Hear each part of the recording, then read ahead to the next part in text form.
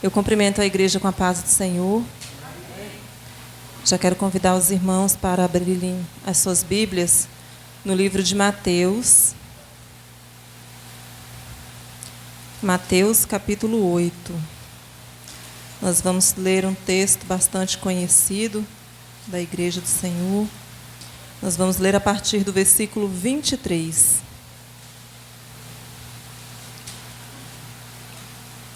Mateus, capítulo 8, a partir do versículo 23. O título diz assim: Jesus apazigua a tempestade. Amém? Diz assim a palavra do Senhor. E entrando ele no barco, seus discípulos o seguiram. E eis que no mar se levantou uma tão grande tempestade, que o barco era coberto pelas ondas. Ele, porém, estava dormindo. E os seus discípulos, aproximando-se, o despertaram, dizendo: Senhor, salva-nos, que perecemos. E ele disse-lhes: Por que temeis, homens de pequena fé? Então, levantando-se, repreendeu os ventos e o mar, e seguiu-se uma grande bonança. E aqueles homens se perguntaram, dizendo: Que homem é este, que até os ventos e o mar lhe obedecem? Glória a Deus, os irmãos podem se assentar. Esse texto ele é bastante conhecido, né? Nós já ouvimos muitas pregações sobre ele, né? Mas eu queria também falar um pouquinho do que eu estive refletindo durante alguns dias já, né? Porque às vezes a gente tem tanto costume assim com a palavra que a gente acaba, não é nem costume, irmãos, na verdade, a gente lê a palavra e aí a gente até se assusta com a atitude das pessoas dali, daquele texto, né, no qual o texto está relatando. E eu me surpreendia com o fato dos discípulos estarem assim duvidando, né? De certa forma, eles não tinham se apercebido de quem estava ali no barco, mesmo depois de terem andado tanto tempo com Jesus. Eles andaram com o próprio Jesus, né? Eles viram os milagres, não foram poucos. Eles viram o poder, né? Puderam presenciar a manifestação do poder divino na vida daquele homem. E aí, quando eu leio o texto, né, eu fico pensando assim, meu Deus, como é que alguém pode duvidar depois de ter visto tanta coisa, né? E, na verdade, essa é uma pergunta que a gente tem que se fazer hoje, né? Meu Deus, como é que eu posso duvidar depois de ter visto tanta coisa, né? Porque se você e eu pararmos para pensar e colocarmos na ponta do lápis, escrevermos, fizermos uma lista do quanto que Deus tem nos abençoado, o quanto que Ele tem agido, o quanto que nós temos visto na vida das pessoas à nossa volta, o agir de Deus, a manifestação do poder de Deus, como é que a gente pode ainda duvidar? E aí é bom a gente parar para pensar nas nossas atitudes e admitir os nossos erros, porque quando a gente admite a nossa fraqueza, o Senhor vem com o seu poder e Ele trabalha nas nossas vidas e muda aquilo. É por isso que a gente, todo o tempo, a gente tem que estar realmente refletindo sobre a nossa vida cristã, a nossa caminhada cristã, né?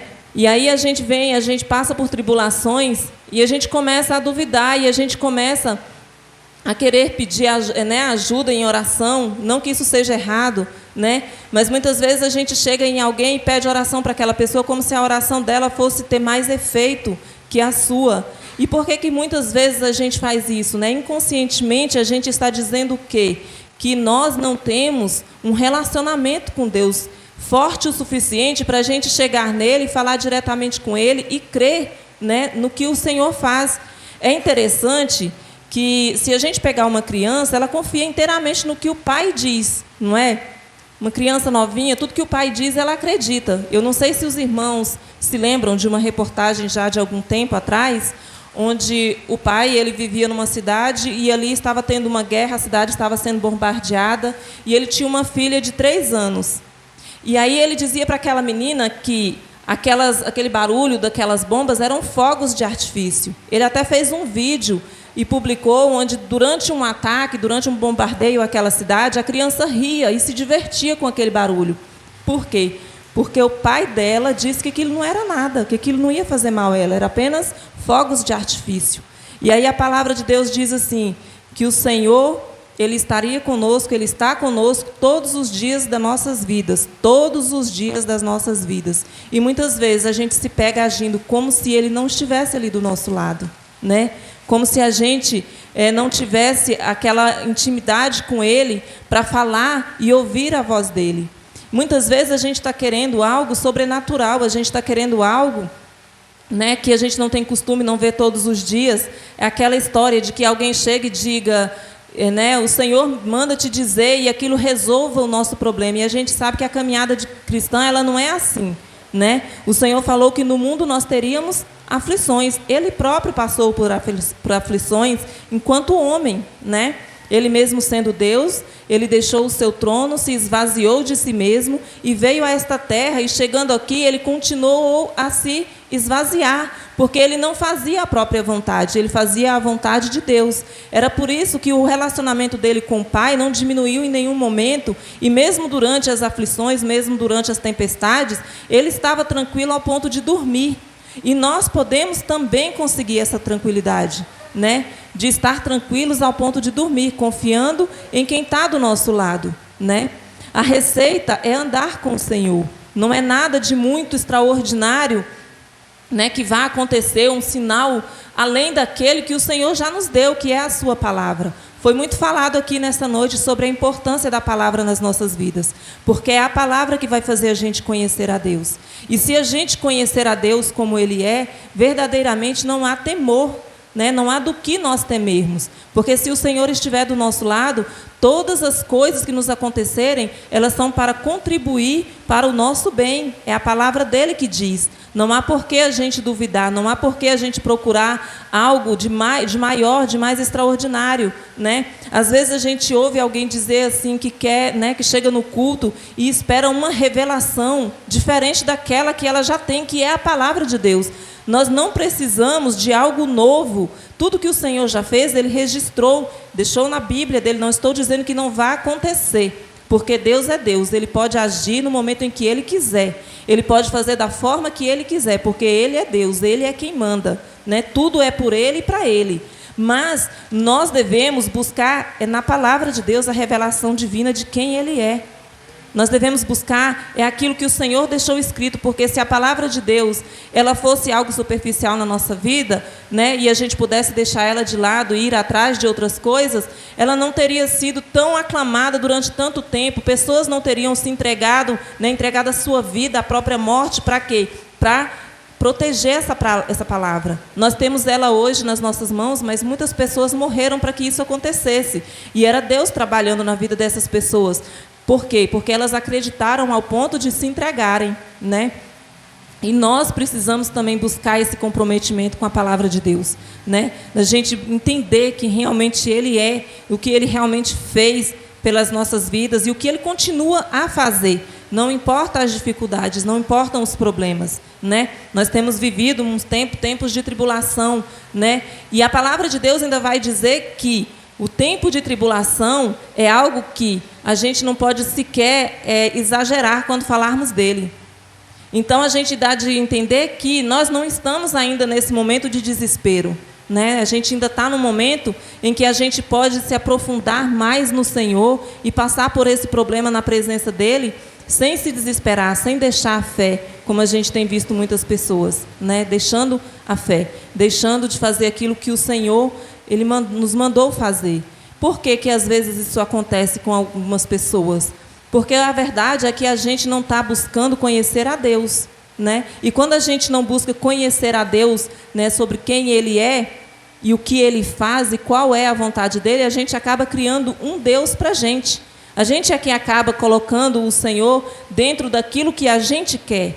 É por isso que a gente vê muitas pessoas aí defenderem as suas práticas erradas e acreditando que Deus está com elas. Esses dias eu vi uma reportagem de uma moça onde ela está modificando o seu corpo. A última modificação que ela fez, e ela tem um grande orgulho dessa modificação, é que ela implantou chifres na sua cabeça. E aí ela diz nessa reportagem que ela queria muito fazer isso, ela sempre quis, e ela entrou em oração juntamente com seu esposo e pediram permissão a Deus, e Deus permitiu aquilo.